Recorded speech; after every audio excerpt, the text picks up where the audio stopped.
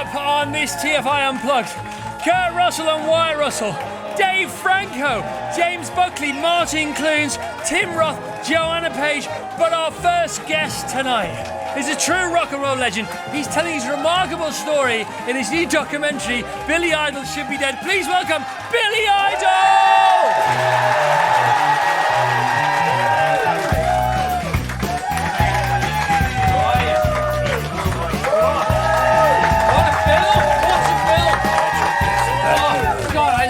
It, man.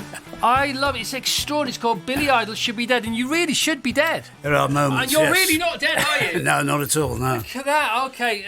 Wow. So much to talk about. Beautiful interview situations. You're there with your mum and your sister, your little sister in the living room, and you talk about your dad, and you talk about so many things that I didn't know about you. And then Pete Townsend pops up, and Rogers pops up, and then all this sort of all the heritage footage is amazing. All the interview footage they've sourced. This is not a lazy film. This is a good film, Billy. Yeah, we did. We were working on it during the coronavirus, so it kept getting stopped. But actually, that really helped because we were able to marinate in whatever we'd done and really see what we hadn't got. Yeah. And I think the big thing was we didn't want to sort of shy away from anything. It had to be warts and all. Yeah, and it really was. And sometimes when people are involved in their own documentary, that doesn't turn out to be the case. But, yeah, I mean, it's called Billy Idol Should Be Dead, so you had to go there, didn't you?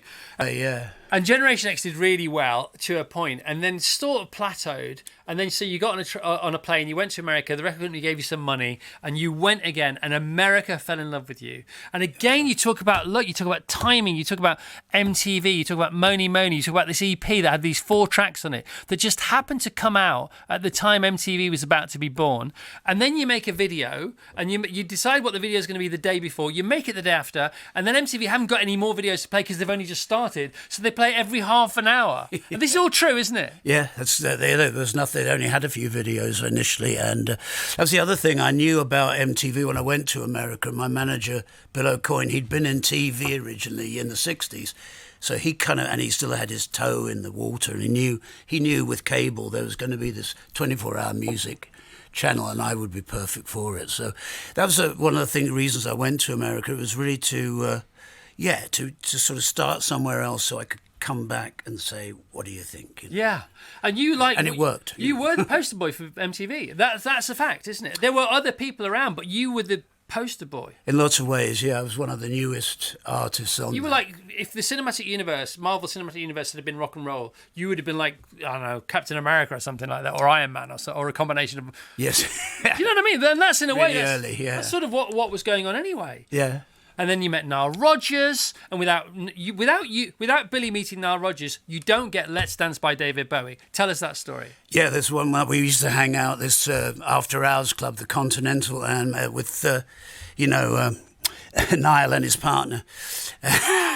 And then we were always getting a little woo, having a lot of fun. Very woo. And then right, I was standing there, and suddenly I saw sitting in the corner. I said, well, God, look, it's. I didn't quite say hey, but F me, it's David Bowie. And then we went and talked to him, and they went off and chatted, and I think that's when they started talking about. They found out how much they both loved jazz. Actually, they were talking about that, and then they found out how much they maybe wanted to work together. Bowie's looking to, he wanted to have a massive hit album, so he thought Niall's going to do it with him. And literally, you played matchmaker for David Bowie. Yeah, in a way, yeah. Right, okay. First time you saw David Bowie then was at the Mark Bolan show. So circa when was that? 1970? So, he was doing Heroes. He was premiering Heroes. This is at Granada TV in Manchester. Yeah. Okay. What year was this approximately? Yeah, 77 because he was doing Heroes and we were on.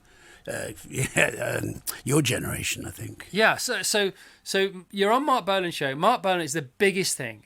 Maybe the original punk. You said that in the documentary, and then but I didn't even know Mark Bolan had his own show. Listen to how Mark Bolan introduces Billy Idol. This is a new group called Generation X who have a lead singer called Billy Idol, who's supposed to be as pretty as me. We'll see now. Generation X. What a cool intro! He's supposed to be as pretty as me. Well, let's have a look, shall we? And on that same show, Bowie duetted with Mark Bolan. That's right. Yeah, it was pretty. Yes, we were actually lucky. Our gear didn't make it up the motorway, so Muriel Young was saying to Mark in front of us, "Right, well they can't be on the show. The gear's not here. They're unprofessional." Well, Mark said, "Well, if they're not on the show, I'm not doing it." And it was pretty wild because of Bowie being on the show. You know, he could have easily turned to us and said, "I'm sorry, lads," but he said, "I'm not doing it. Then I'm not doing it." And she went, "What? What are you talking about?" And he went, "Look, calm down. We can get some drums from somewhere. We can get a bass. I'll lend them my cherry red Les Paul." And we played live on... and then Mark, in the meantime of us playing on that show and David being on it, he died in that car crash. So everybody in the world watched that program. Because that was the first program to come out after he died. Yeah, it was exactly. Yeah. And so millions and millions of people were watching. Yeah, not only to see David Bowie doing Heroes, but they saw us doing. They saw you. Your generation. And the irony for that, you talk about it in the show, that although Mark Bolan was tragically killed in his Mini, he wasn't driving because he didn't drive because he was scared of having a crash. Yeah. Crazy, eh? Yeah, I know. Crazy, crazy, crazy. Billy, I could talk to you all morning. I could talk to you. William Broad.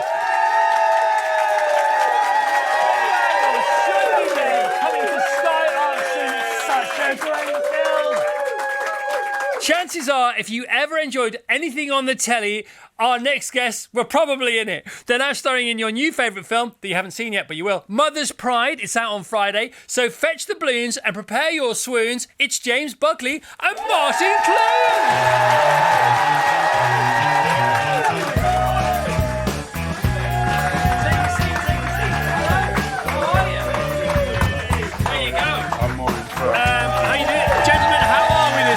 The sun is shining. All right, so the film is out on Friday, Mother's Pride. The test screenings have gone through the roof, haven't they? Oh yeah, absolutely. Like they're in the high 90s. It's so great. Learning so much. Yeah.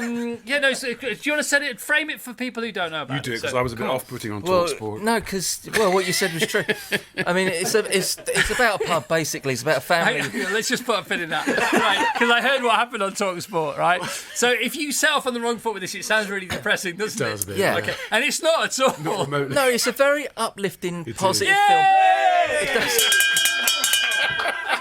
But it does start. It does start in quite a depressing place. Hang on a minute, we just got out of that bit. I know. Yeah. I know. I'm a bit sad at the beginning because I lost my wife when we're down on our uppers. We've got Single no money. parent for different reasons. Single Both parent. your parents. Yes. So you play a single parent as well. Oh, yeah. Okay. Yeah, with a young daughter. Right. Yeah. But we're trying to we're running this struggling pub. Yeah. In a beautiful village. Oh, yeah. Really Okay, lovely, a tale of two pubs, because the pub opposite is posh and doing really well. Yeah. It's like kind of gastro pub kind of deal. Yeah. Sorry, I'm answering all the... Yeah, we're doing it all. Brilliant. No, it's Come on, great. Keep going. No, thank you. Crack on. No, this is brilliant. I love this. No, please. Because, I mean, you got a great podcast with your wife. It's really funny, man. Do you reckon? Yeah, I love it. And you have 90s episodes, special 90s episodes. I just always bang on about the 90s. You I'm do. obsessed with it. That's why this is so exciting, sitting here.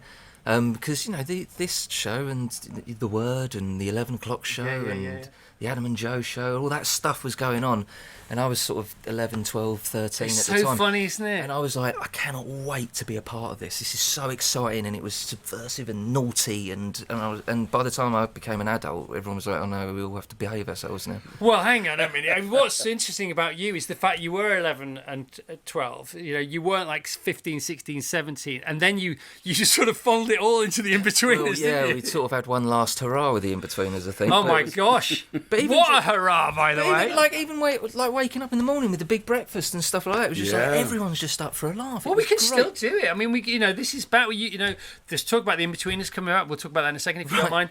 But in-betweeners, there are 18 episodes. There are only 18 episodes, and then the movie, which was phenomenal, wasn't it? What a story that was. So the story I hear about that is that. It was like, let's make a movie. We can make a movie. We can do it for a conservative budget. We can, it might work, it might not work. Probably make its money back. It took £71 million. Yeah, it's bizarre. And that's because there was such a demand for the in-betweeners because it came off telly like Fawlty Towers or The Office.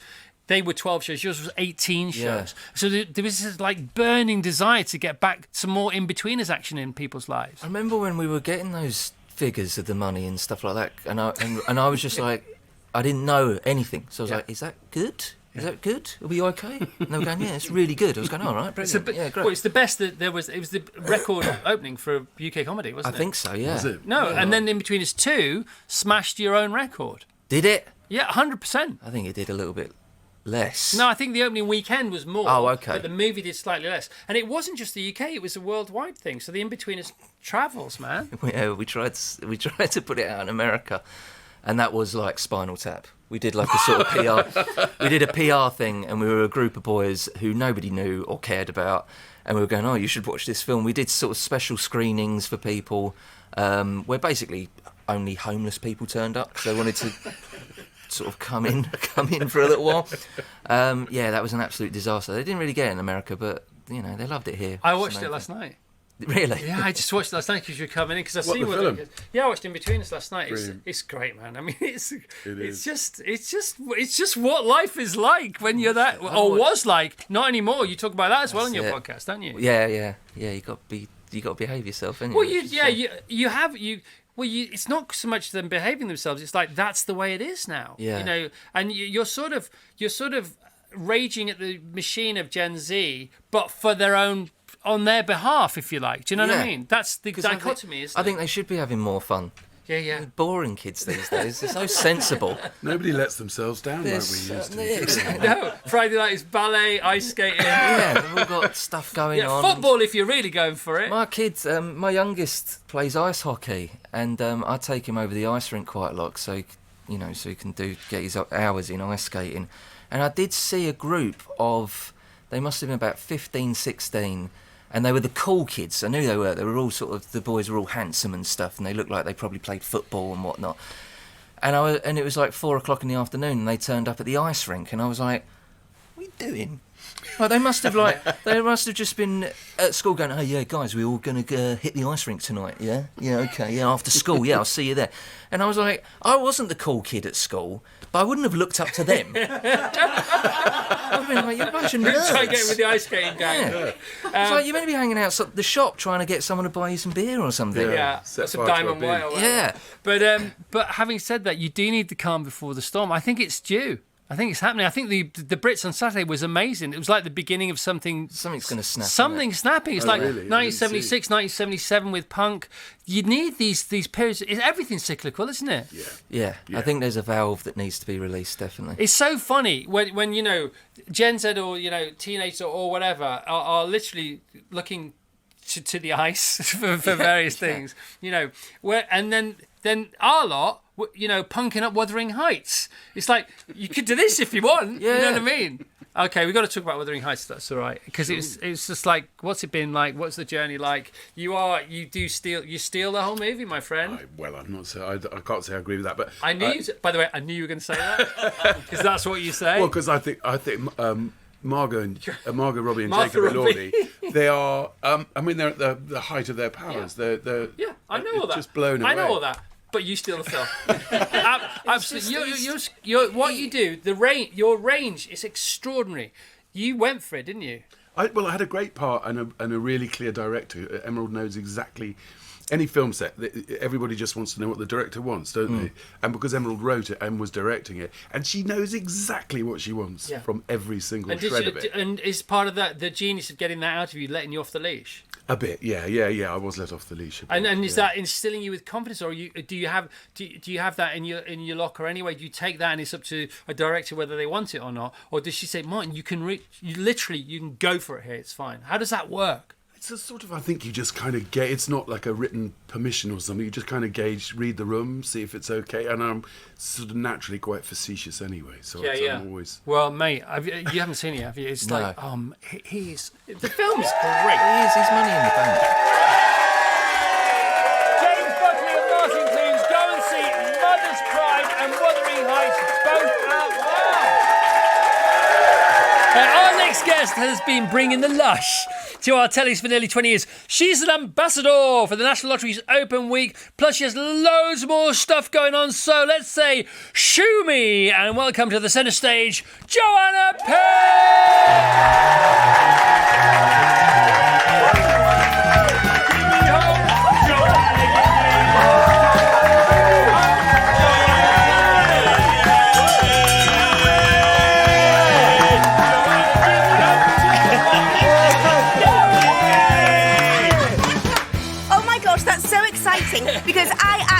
came on TFI Friday, and I was an audience member when I was 21 years old. I heard about this. So you managed to get into the bar, which is you had to. What's this? These are my notes of all of my stuff I've brought got to remember. notes. Oh, you're such a good student. You got an A+ straight away. Thank you.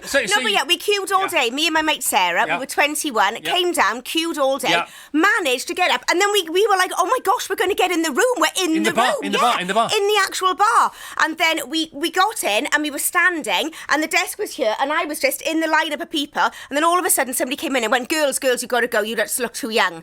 And we were like, oh, please, because we were 21. Did you not have your ID? No, of course we didn't. We were just impulsive 21-year-olds. We begged, and they allowed us to stay in, and Ray Winston came in. I pushed my way to the front, shoved my hand out, and I shook his hand.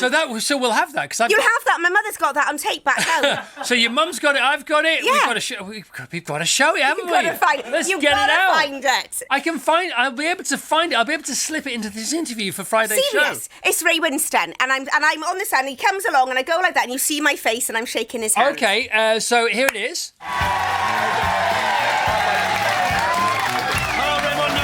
Okay, there it is. And if you missed it, here it is again in slow motion. I've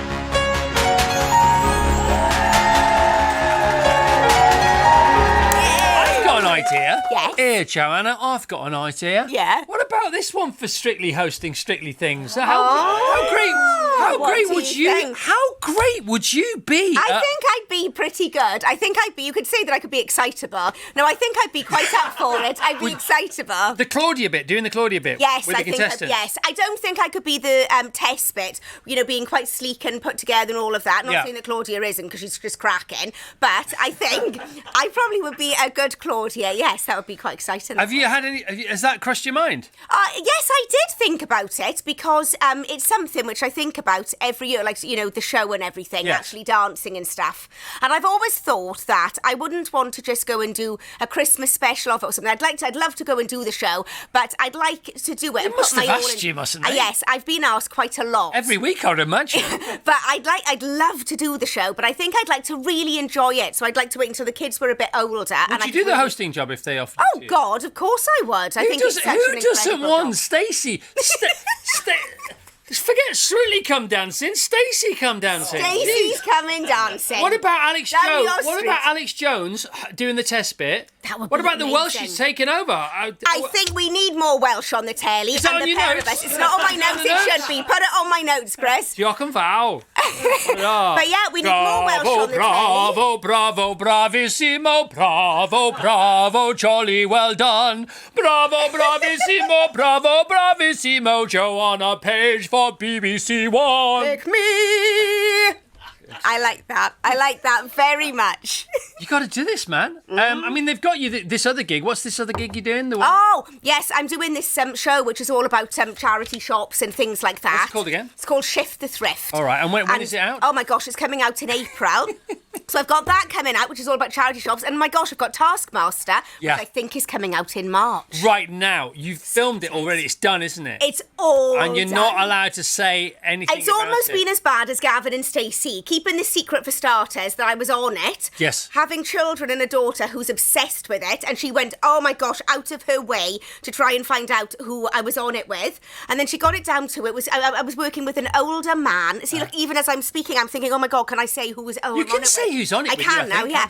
And so Armando Iannucci, she'd heard me saying something like Armando, and she said it's a man called Armand. Right. And then I accidentally said Camille and Joel, for like Joel Dommett. So she thought I was working with a woman called Mel and Joel Dommett. She was like, it's Joel Dommett. Oh, wow. So she's getting a bit like getting two and two and adding it up to yes, what, she's 7 getting or really, 17. really excited. And now she keeps grilling me all about what's happened, what it was like. So what was your experience like? So you land, when did you get there? How long does it last? Oh my, I thought, right, it would be a lot quicker than it was, but you do so many tasks and it's full on. You turn up, you're doing about 11 tasks a day. Right. So, I mean, like going from like high adrenaline because you can't prepare. You walk into whichever situation you're in and there's like the Taskmaster little envelope thing. Yeah. You pick it up, you open it, you don't have a clue what they're going to ask you to do. You open it Right. and your heart's just going and then you're like, oh my God, I've got to do that. And you've just got to go boom and get on with it. What's the best strategy for now having done it? And Yeah. I'm sure discussed it with other people now that you've done it. Yeah. Is it to try and just nail the task? Is it to try and be funny? Or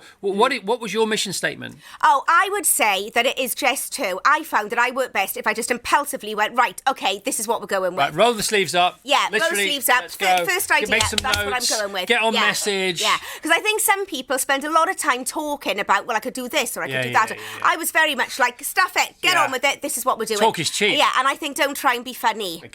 Just do, because the things are so mad, and it's nice not being able to prepare. And I think everybody in life needs to do Taskmaster to prepare you for the rest of life. Joanna, you're so great. Oh, great. She's lovely, isn't she? You're one of the nicest people in the world. That's so lovely. Right, so what's going on with this podcast, the Gavin and Stacey Table for Four podcast? It's me and Matt Horn, so it's Gavin and Stacey, and because we're like a well-known, couple off the Quite telly, well known, I mean, slightly well known, 22 million viewers and all that kind of stuff. We're interviewing other celebrity duos off the telly who are friends. They work together, but they're friends as well. Right. And, do they eat together? Do they cook together? What's their whole food world like? And then how are they working with each other? Okay. And where does this happen? We're filming it in Hammersmith, so we're filming it and we're recording it. Is it in a studio in Hammersmith. Yeah, it's where the BBC Good Food Guide is, and it's oh my god, it's just. And are they the sponsors? Is it down to those guys? No, it's just I don't think that they are the sponsors because we're getting other sponsors and stuff, but it's in their like studio things and all of their kitchens. Right. And so guests you've had on already? We've had Gary Barlow and Ollie Smith. Right, because they're mates. Yes, they're mates, and they do their wine thing together. Of course they do. So, oh my God, that was incredible. Yeah. We've had Arlene Phillips and Bradley Riches. Yes. And we've had Russell Howard. Yes. And Dan, his producer. Yes. Oh my God, who else have we had? We've had all sorts, but it's been really good. And we have to do it over 3 courses. So by the time, sometimes we film 2 in a day. Yes. So by the time, and the stuff in the beginning is everything which our guests want. So it's like red wine, white wine, sometimes a cocktail. It's a food thing though, isn't it? Yeah, doesn't sound very foody, does it? That's just for starters. That's just for starters. Okay. Then we go in. Then we have our starter. Then we go into like main. What is it? Starter, main, and dessert. Yeah. We do all of that, and if you're doing 2 shows, you've got like six of that. And what happens with the food? Does the food take centre stage? Is there a chef Yes, involved? There's a chef. We've got Samuel Goldsmith, who is our chef. He's cooking all of it. It's incredible. But you're trying to talk and you're trying to, chat. Yeah. And I'm sitting there going, it's Gary Barlow, it's Gary Barlow. I'm really like shouting at myself inside to concentrate when he's talking to me. And I'm going, oh, Gary, tell us about how do you write? And all you're hearing is songs? a million love songs later. I'm just like, it's Gary Barlow, it's Gary Barlow. That's so and then also I'm trying to eat snails at the same time or loads of prawns and By the try and way, make it look good. If you're on your own on a desert island and you're trying to eat snails, it's hard enough. Oh. Let alone when you got all that going on. When you And got, also, yeah. Once you've had a drink, you get a bit more Yes. paranoid. Everything becomes slippier. Yes. It's more clumsy. Difficult. The massive Mouth panic gets drier. is mouth gets dry, Oh. but what if you've got something stuck in your teeth? Because I always get stuff stuck in my teeth. Yeah. You don't want to be there opposite Gary Barlow with stuff stuck in your teeth. But then we always play a game as well. So Matt is kind of more, he asks very intelligent questions and he's calm and he makes me feel safe and I know that he's got it like under control because he likes to have the script there and like our questions and stuff. I just go, not interested. I just want to chat and see where it takes us and what's That's happening. the Terry Wogan approach. Is it? Yeah, that's well, what I'm Terry in used to good do. company Yeah, then. you're in the best company of all. And then we always play a game then at the end. So, we'll do something like the other day. We had to do the one of, like the mint thing that's on your after head. 8 thing. You've got to get it all the way down. Yeah. We did one with Gary Barlow where we all had to name It's like a not all love the way down, it's song. just to the mouth. Well, yeah, it's just down to the mouth. But then we Really? were saying, why Are you is still it to talking about the mouth? podcast here, or...? Yeah, but why is it only to the mouth? Because shouldn't you be able to see like how far down you could take No, because it? you then eat it. That's the challenge. Well, by the time I was getting mine down to there, it was melting. So, Hang on a minute. Is this because of the effect that Wuthering Heights had on you? Oh my gosh. Is this what happens with the chocolate game when you've seen Wuthering Heights? I don't know. Well, somebody else would be eating it off me for just after. I tell you what, I'm still trying to get my life together after Wuthering Heights. Right. It has been so wonderful. But I would say, coming out of there, I would say that film either breaks your marriage or sort of, kind of makes it. I came out and I thought I just need to see my husband and just kiss him and hug him and just go, or tell him it's over. Or tell him it's over and go, do you know what? You won't even pick the phone up to me. Yeah. I mean, Heathcliff, he'd die for her. Yeah. Do you know what? I did come out of it right. It's a bit of an unfair comparison, but you know. This is actually like what our marriage is like because I came out of it and I phoned him and I was sobbing and I said, oh my gosh, I'm just devastated. I'm so traumatic. It's so traumatic, and I'm devastated. And then he said, I'd do that. I'd kill for you. And I said, oh, when are you going to show me how much you love me? And he went, well, just give me a minute. I just got to go in and finish this voiceover. When I come out, I'll show you then. Well, Joanna, you're amazing. You just bring it. Doesn't she bring it? Well, it's so... I can't believe that I am here, and I'm actually sitting here, and I'm not just shaking hands this time, but I've made it to the desk! Joanna Page, she made it to the desk! Our next guests are a real-life Hollywood legend, father-son duo behind some of the greatest movies of all time. They're starring together in season 2 of Monarchy, Legacy of Monsters on Apple TV. So let's welcome the hustle and the bustle. It's Kurt and Wyatt Russell!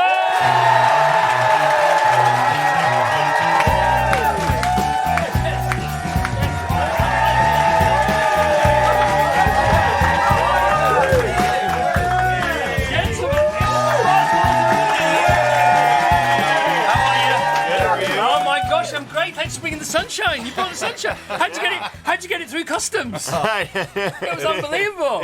We're both fighting jet lag a little this morning. Are you? Well, this is the wrong show to come to, my friends. Oh God, welcome. Well done. Season 2 of Monarch: Legacy of Monsters. How has it been? I know you've been chatting on lots of different shows about it. How are you feeling about it? What's the vibe? In the movies, it's always the people having to react to the monsters, and what we're discovering in this show is the monsters are having to react to what the people are doing.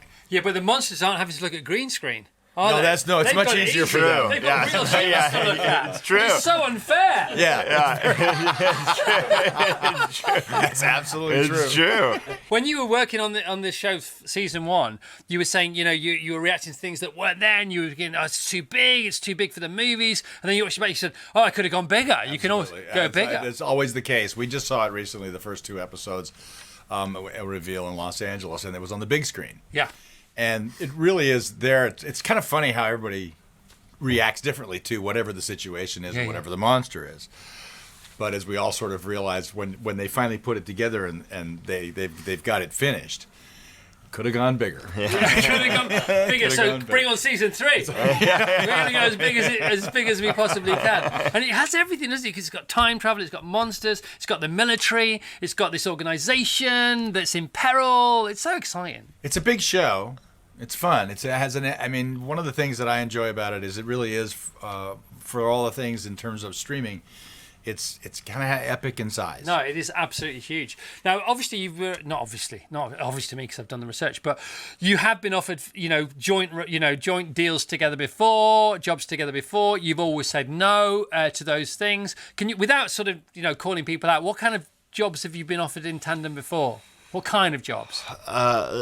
Father and son. Usually it's like some heist that they're trying to pull off. And then, come on, you got to make that movie. Gets out of jail, and then the son knows where the diamonds are buried. Oh, it's how you tell the story. Come on. Say it with a smile. And then, then the son ends up killing the father and they find the diamonds. Every time. Every single time. There's diamonds in jail. Not that again. You did work together when you were 8 months old. Yeah? Yeah, I've seen the footage. Technically, we didn't share the screen. It was just Mom and I. Yeah, right. Yeah, you were in the movie, though. You were in the same movie. And you're talking about Overboard. Babe in Arms. Yeah. By the way, Overboard, everyone. I think more than that. Overboard. They went underboard and overboard. If Goldie was here, it would have been way. Overboard. Gotta tell you this. We had so much fun. Kurt Russell's 15 greatest films ranked, right? Okay. Oh, by who? Jesus. By people, I think it's not bad. I mean, they missed out a couple of. You're always going to miss some out, but pretty good. 15, Stargate. Number 15, Stargate. Number 14, The Computer Wore Tennis Shoes, which I haven't seen, but I read the scenario of last night and I watched the trailer. It looks brilliant. They were 1969, man. Yeah. Move Over. What was the table tennis movie? Move Over, Marty Supreme. Kurt was there first. Have you seen it? Marty Supreme or Computer Wore Tennis Shoes? I presume you've seen your dad's film. I've never seen Computer Wore Tennis Shoes. Have you seen the trail? No. Oh, you got to watch it, man. It's great, isn't it? It's a good story. So you put these tennis. Every time Dad puts on these tennis shoes, I mean, he was younger then, but every time he puts on these tennis shoes, he turns it into a human computer. And I got shocked in a storm. I got shocked when I was holding onto the doorknob or something and the computer. Yeah. And he's like this student at a college. Let's go move on. Yeah. I didn't want to move on. 13 Tequila Sunrise. Number 13 Tequila Sunrise. Number 12 The Mean Seas. Number 11 Breakdown. Number 10 Backdraft. Wow. Number 9 Overboard. Only at number 9. Because 8 Big Trouble in Little China. 7 Swing Shift. 6 The Thing. 5 Used Cars. Amazing film, but you haven't seen that. It's my favorite movie. Favorite? Oh, okay, got that one wrong. Number 4, Escape from New York. Number 3, Silverwood. Number 2, The Hateful Eight. Number 1, Tombstone. Do us a favour. You take the first 3 there, right? Yeah. And ask Dad to pitch them as if he's trying to sell you the movie and you're the producer. Start at number 3. Go on. Wow. He's selling it to me? No, you're going to pitch it to him. Oh, I'm going to pitch it to him. Because you'll know the movies better because you were in them. Okay. This was If we could do it the other way, that would be fun, actually. This was a great movie, Silkwood. What's Silkwood? It's a great backdrop. It's nuclear energy. It's at a time where we're not sure about where that's going to go. And Karen Silkwood has information that she's going to take to the New York Times. She looks in her rearview mirror, and that's the last thing she saw. Are we making it? Are we making it? We're making it. Okay. Somebody number 2. killed her. Okay. I'm not. Pass. He's jet lagged. He'll get The it Hateful tomorrow. Eight. What? The Hateful Eight. 2 words. Quentin Tarantino. We're making it. We're making it. And if we're not, he is, and he doesn't care. And number 1, Tombstone. Come on. Tombstone. We're gonna do something different. We're gonna make a western that the people are gonna sound like they really sounded. They're gonna look like they really looked, and you're gonna discover the first time organized crime was evolving in the United States, which would have changed the history of the whole western side of the United States, because one man decided that's not going to happen. Okay. Get Taylor Sheridan. And he wears a really cool hat. And he wears all black thing. You get Taylor Sheridan involved and get Kevin Costner. And written by wait a minute, and somebody who can compare with those guys in terms of writing, written by Kevin Jarre. You've been very generous with your time and your jet lag. We appreciate you coming in. You are big stars, and we are very happy you came here. That's really Please let's hear nice. for Kurt and Wyatt Russell, if you don't mind. Our next guest is a Hollywood A-lister, filmmaker, and real-life cat whisperer. He's playing a villainous insect in the new film Hoppers, which is out this Friday. So let's deposit some awesome in the banco. It's Dave Franco!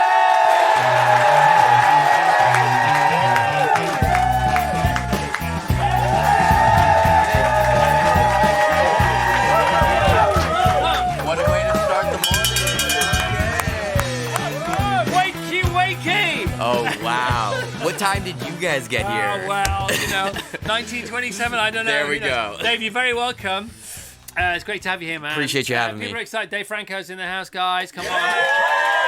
Oh, where do we start? Now, because I'm a DJ, so I'm stupid. I'm a morning DJ. I'm the happy guy. But, in order to do that every day, you have to be insane and pretty much stupid. Fair enough, yes. So I was told Pixar. I was told Easter. I was told Hoppers. Okay. I think I'm going to see a film about rabbits. Okay. Because that's how my mind Did works. someone say Easter to you? Yeah. No Easter in the movie. No, but it's been released at Easter. Oh, I hear what you're saying. No, none of this is based on logic, Dave. Okay, It's just my stupid mind. I'm just catching up. I'm just waking up No, here. you're right and I'm wrong. Okay. Because I've been getting up at 3:20 for 120 years. Yes, right? yes. Even on Saturdays and Sundays now, because I can't help it. I hear Hoppers. It's got to be rabbits. It's Easter because the big movies are at Easter. Summer, this, you're a movie star. I don't know this. I don't know. You keep going. Pixar, and I'm thinking, okay, it's a 90-minute film about bunny rabbits, but to get Dave on the show, I'll go and see anything. Okay. I get there, and it's not about bunny rabbits. It's not about Easter. Nope. It's about resilient beavers intent on saving the world. That's right.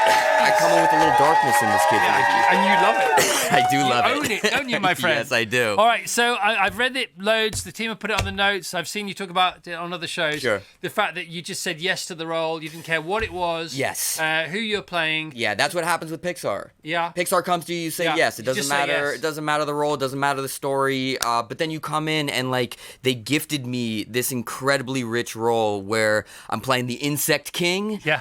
He is unhinged. He's manic. He is insecure, diabolical, and when you have a character like that, you can just go huge. You know, there's no parameters. And so I remember, you know, coming into the recording studio the very first time, and they had this metal bar in front of me. And I was like, what's the bar all about? And they're like, you know, if you want to lean on it, you can. And I was like, I'm not going to lean on the bar.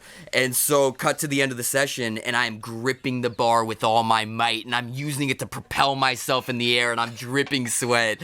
But it's just, again, it's like, with these type of larger-than-life characters, it's like, the bigger the better. And that's what the bar's for. That's what the bar's for. It's the grip bar. Yes, it's not only the grip bar, it's literally called the Adam Driver bar. I guess when he was like recording stuff for Kylo Ren for Star Wars, he was doing some sort of ADR, and he's just like, I need something to grab onto. And so he created this bar and changed animation forever. So that bar has seen some of the greatest voiceover artists ever. Absolutely. Probably all of them. We all owe it to Adam Driver. And when you drive into, is it a Pixar lot? Is it in the valley? Where is the Pixar lot? Well, it's funny you say this because I was the only one who hasn't been invited to the Pixar lot yet. Thank you for rubbing it in. Well, you will after this movie.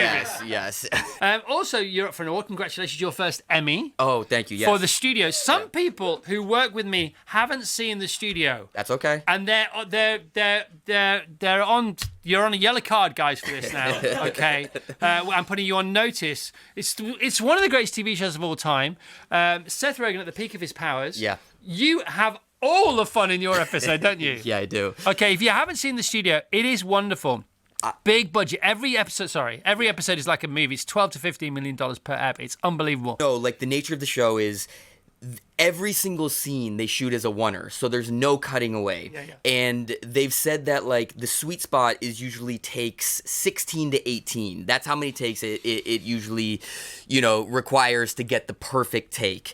And so for me, in those episodes, my energy is at an 11, right? And so I remember after the first 2 takes, Seth Rogen and his producing partner come up to me and they're like, dude, you gotta calm down. These first 7 takes, we're just figuring things out. We got 18 takes in us. And so while we're doing the show, like, I'm the most lively one, and then they call cut, and I'm in the corner just huffing for air. I'm like, don't look at me, don't talk to me.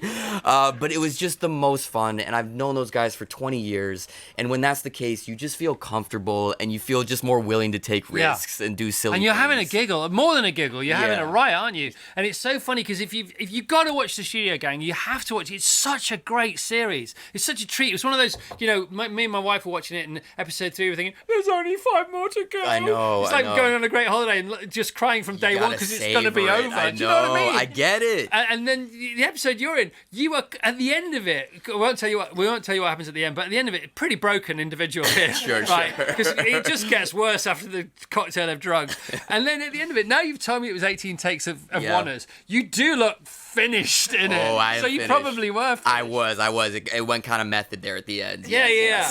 But again, like back to the film you're on to talk about, Hoppers, and you giving it everything in that booth. Good for you, man. Thank you. Good for you. Thank you. Go see Hoppers. Once again, Dave Franco. Some superstars need little intro. In fact, they need zero froth. Just 2 words. It's Tim Roth.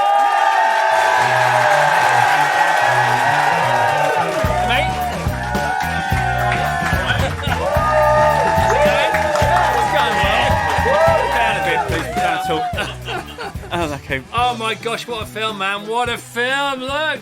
I can't look now. So Peaky Blinders is out in cinemas. If you're watching this on Friday, it's out today. If you're watching it after Friday, it's already out. It's out for a limited 2-week run at selected cinemas in the UK. Then it's on Netflix.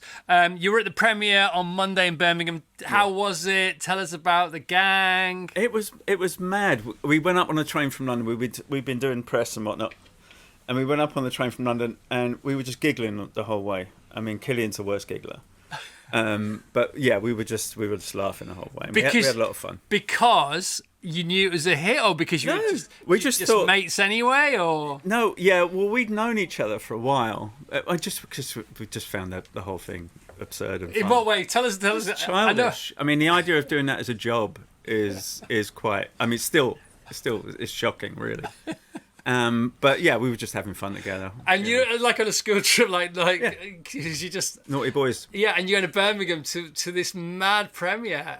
What was it like? It was really. I think they went for it. What I liked about it, there were fans everywhere, and they'd blocked off a whole section inside in the audience for peaky fans. Brilliant. They could get tickets. So it was, the hobnobs and all that, but it was the real guys. Okay, and I mean, I read about the response. I was very lucky. I got to see the movie a couple of days before the premiere last week in Birmingham, and I've been banging on about it. Not just because you're coming, and I promise you, no. Start to finish, this is a humdinger, isn't it? He shot it and I was really pleased because when I walked on the set for the first time, I saw what he was up to, and he shot it like an old movie. It's a full-on nod to what the Peaky world is and to the fans that got it there.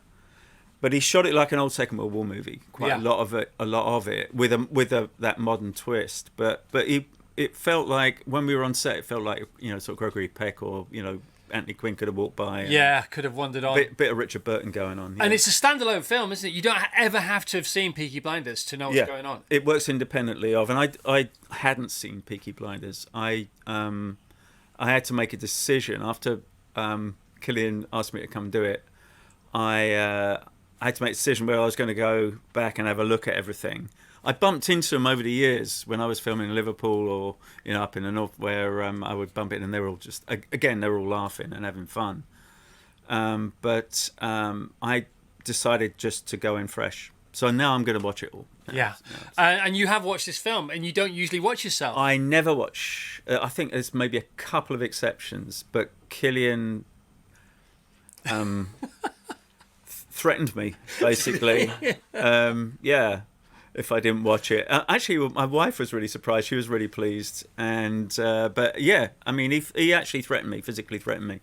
Well, I know you, because you watch some of your TV shows back, don't you? Because there's a run for 48, 50 shows. You think, am I getting this right? Because you've got to keep doing it. But movies, no. I did it. Initially, I started watching, I think we did that thing, Lie to Me, and I think we did like 50, 60 episodes, and I would just get my boys to watch it after a while. Is it true? Is it a true story that you got really searched by the police on purpose because you knew the director of the film was watching you and your mate in the park and it might help you get the part? It was Alan Clark. It was a thing called Made in Britain, and they were looking for people who hadn't done this job.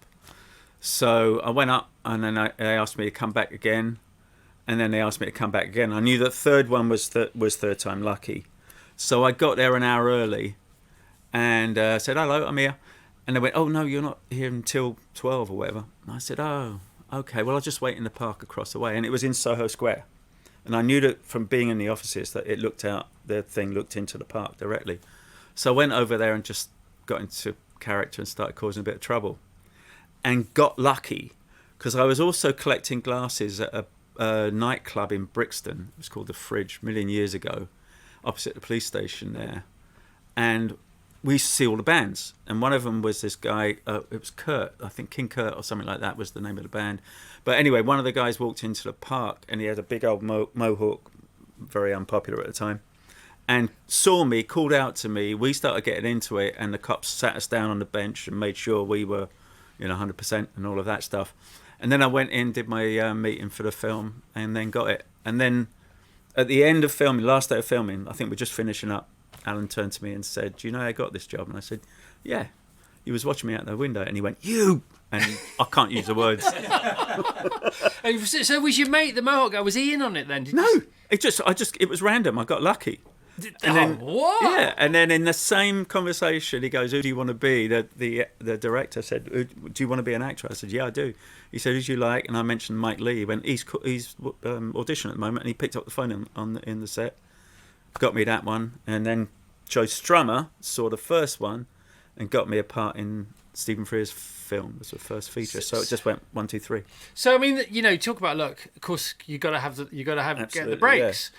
But you got to make yourself the biggest target for the right luck to happen to you. So puncture on the bike, third audition, mate walks into the park, you have a dust up. But the lucky thing was the police stopping us. That's what I mean. And the police were around and they stopped you, but they didn't arrest you, but they did search you. They made it look, behave yourself, sit down. Yeah, exactly. So that's perfect, wasn't it? Yeah, it was lovely. It's great to see you, man. I know you're going to see everybody everywhere today. I really appreciate you coming here. 100% appreciate it. The film is off the chain. Anything else you want to say about it? No, can't stand the people, but managed to get through it.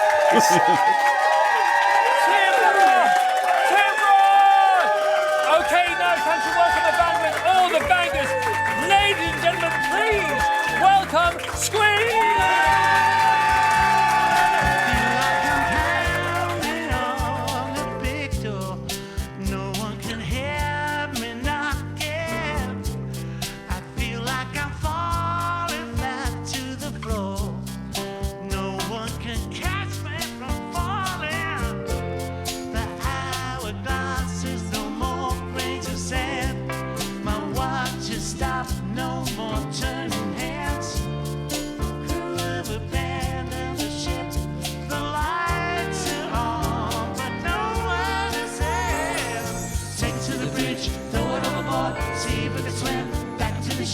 No one's in the house, everyone is out. All the lights are on and the blinds are down. Take it to the bridge, throw it overboard. See if we can swim back to the shore. No one's in the house, everyone is out. All the lights are on and the blinds are down.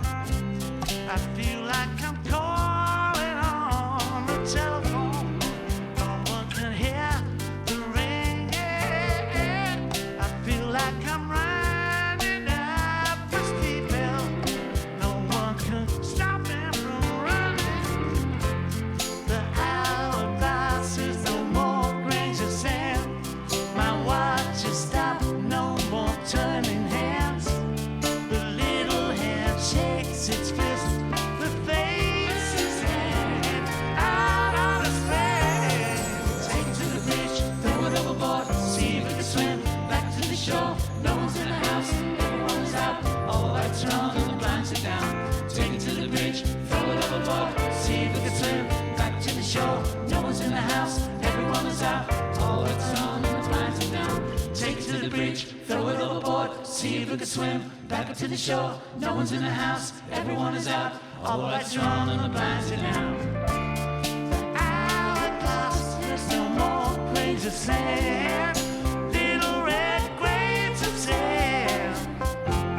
My watch is stopped, no more turning hands. Little green neon hands.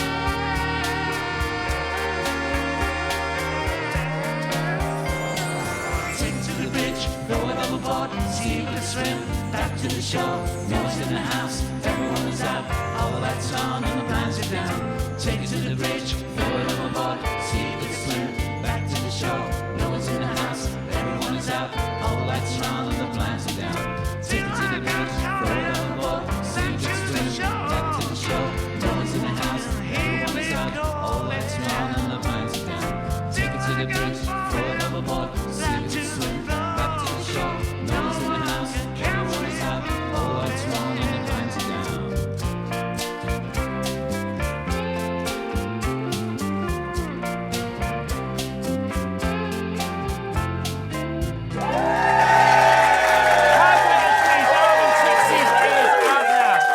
Okay, it's time for Clips of the Week.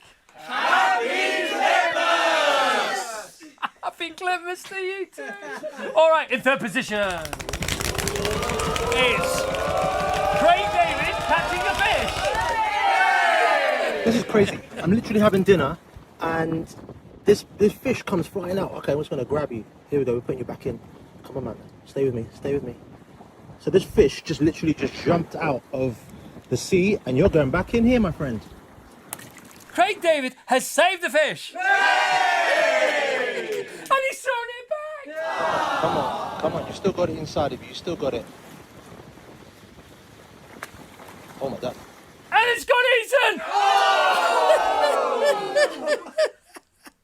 Oh gosh, that was so triggering, wasn't it? For some reason. Okay, clip number 2. It's clips of the week. Oh, I was seeing if there were. It's clips of the week. Happy Clippers! In second position. More TFI gold. It's the Macarena Bunny.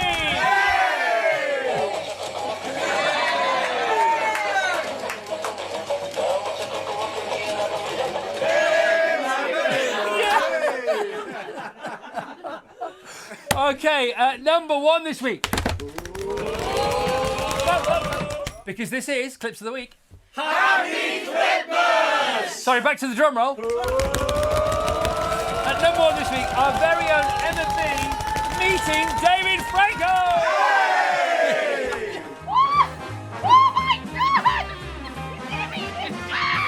Oh my gosh!